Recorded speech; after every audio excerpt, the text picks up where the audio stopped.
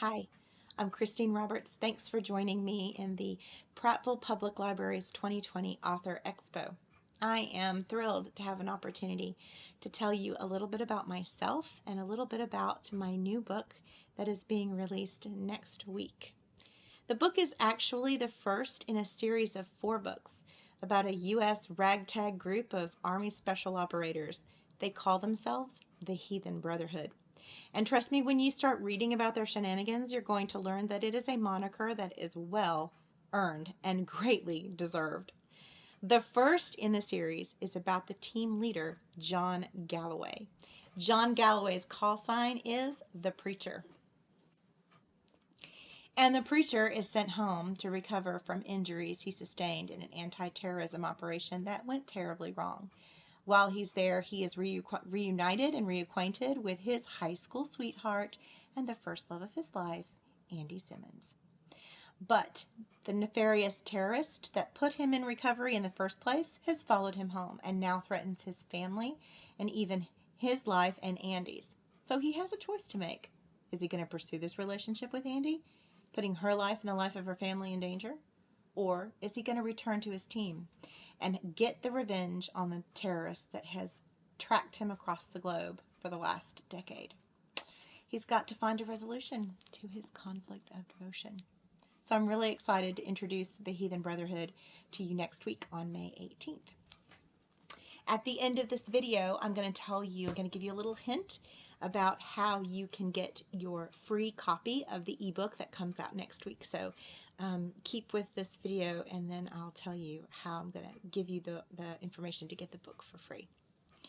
So the inspiration for this series of books actually came from my own experience with my husband, who served in the United States Army for more than 25 years.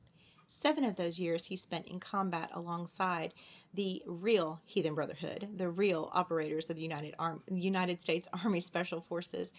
And the stories that he brought home and their shenanigans was perfect fodder for a great novel. Now, the stories only inspired the tales of the Heathen Brotherhood and gave me something to work with. And the interview with a real United States Army Special Forces team leader who offered me insight into what it's really like to work in that field and to do that job day in and day out, and all of the conflicts that they have with relationship to their own families and their own lives and their own private lives versus their job. So I think that interview lent a level of authenticity to this book that would have otherwise been lacking. So I'm really grateful to the special soldier, whose name I can't mention,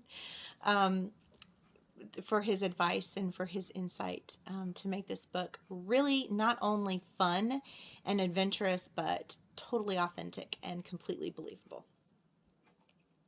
So not only are you going to get to meet a new member of the Heathen Brotherhood in each one of the novels that comes out next year, but you're also going to get to hear a new portion of the adventure story that they begin in the conflict of devotion. So John and Andy's story actually launches you into a 4-book series of how the terrorist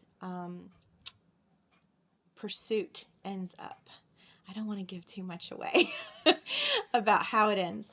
It's got some twists and turns and some surprises that I think that you'll find enjoyable. You may laugh, you may cry, you may cheer, you may pout. I don't know. You'll have to tell me after you read the book. So in my books, they're set all across the globe because, as you know, Special Force operators work everywhere, and I love to travel. I seem to fall in love with every single place I go to. So some of my most favorite places are actually mentioned in the book and are actually backdrops to portions of the story. So John and Andy's story actually takes place in the seaside resort community of Rosemary Beach in the Panhandle of Florida. And I think if you read between the lines, the fictitious names I give to certain restaurants and streets and locations are actually going to be places that you might recognize if you've ever vacationed in that area like my family has.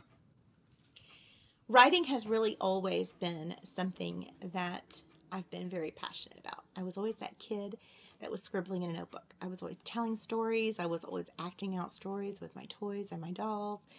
There was always a story behind everything. But my first paid job as a writer didn't come until after I graduated college, when I was a reporter for the Prattville Progress and the Montgomery Advertiser. I covered county government and education for Autauga and Elmore counties, and I absolutely loved that job. It provided me with great opportunity to meet some of the most colorful people, most interesting people, the most bizarre stories that you've ever heard, and to learn to be concise in my language, to meet a deadline, and thanks to my very first editor, not to have a very thin skin when it came to criticism. And that actually proved to be pretty helpful. The first time someone read Conflict of Devotion for the first time, first draft. I actually wrote the book 7 years ago. And the whole impetus to begin even writing a novel, I never really felt like there was a novel in me. But the books I wanted to read weren't on the shelf. So I took Beverly Cleary's advice when she said, if the book you want to read isn't on the shelf, write it. And so I was never daunted by the idea of writing a complete novel. I always wrote little short stories. And so I just strung together a series of sort of scenes, short stories that about the same characters in the same setting. And by the time I finished, it was a novel. That part never really seemed scary to me. But letting someone read it, oh yeah, that was pretty scary. Even if Stan did teach me not to have a very thin skin about my work. So it sat on my computer for 5 long years before I let anyone read it. And I finally at the urging of my husband, I finally let my best friend read my book. And I knew that she was going to be honest with me. She wasn't going to be harsh, she wasn't going to be ugly, but she was going to be honest. And when she called to tell me what she thought about it, she was pretty honest. She really kind of, for all intents and purposes, said that it wasn't amazing, but that was really putting it nicely, because when I go back and I look at that first draft of that first manuscript, I can see that it was terrible. It was absolutely terrible. But I called on some writer friends of mine, one who has a video on this author expo, B.R. Curry, who has been an incredible inspiration and encouragement to me, who has helped me to connect with other romance writers who came alongside me and really helped me to make this book something that I am super proud to share with everybody. And in the process of honing my writing process and learning how to go about developing characters and plot, ideas for more and more stories sort of just sprang to my mind. And so the whole series of the Heathen Brotherhood just flowed. So I'm really grateful to all those people who've poured into me over the last year and a half. Most especially, I'm grateful to my friend who told me my book wasn't amazing, because I never ever would have gone back to the drawing board to John and Andy and really worked to tell their story as well as it could be told if she had just kind of blown sunshine up my skirt and said, hey, it's great, yeah, go out and publish it. Because writing a book and publishing a book, friends, two totally different things. I have chosen the route of self-publication for a lot of reasons, mostly because I'm an incredible control freak, and I don't want to relinquish control or authority over my words to an agent or to a publishing house. So self-publishing for me was the way to go, but there are 1,000,005 moving parts when you publish your own book, so I'm learning pretty quick. And that has just been an intense labor of love. It has been so fun, even though it has been so crazy. But all of that hard work over the last year and a half of preparing this book and the series and working with the publishing company that's coming alongside to help me is going to be so worth it when you get to download Conflict of Devotion next week. So I'm really excited for you to get your free copy of the book, and I'll tell you how you can do that. So the Autauga Prattville Public Library has offered me the great privilege of coming onto a live Zoom call to do a Q&A with all of you. on Tuesday, May the 11th at 6 o'clock, and I am very much looking forward to it. I would love for you to ask me questions about my background, my writing, my process, the whole self-publishing experience, about the book, about the series, about any of the other things I'm working on. I'm currently managing 18 projects at the moment.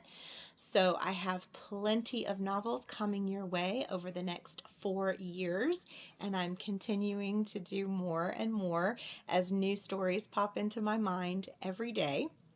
So I would love for you to mark your calendars and join me for that Q&A call. At the end of the Q&A call, I will tell you how you can get your free ebook copy of Conflict of Devotion as soon as it launches on May 18th. So you're definitely not going to want to miss that Q&A. And you'll have an opportunity to do a Q&A with B.R. Curry too. And that is definitely going to be worth your time. She is an amazing writer, and I am so privileged that she has come alongside and helped me through this process. So, Conflict of Devotion releases on May the 18th, Q&A on May the 11th at 6 o'clock. And I am looking forward to talking with you about all things books. And I would love to hear from you about the projects you're working on, about your publication experiences, questions that you might have. It's just going to be a great time. So please reach out to the Prattville Public Library for your link to the Zoom Q&A, and mark your calendars for May 18th and the launch of Conflict of Devotion. Thanks so much for spending this time with me. It's been a great pleasure.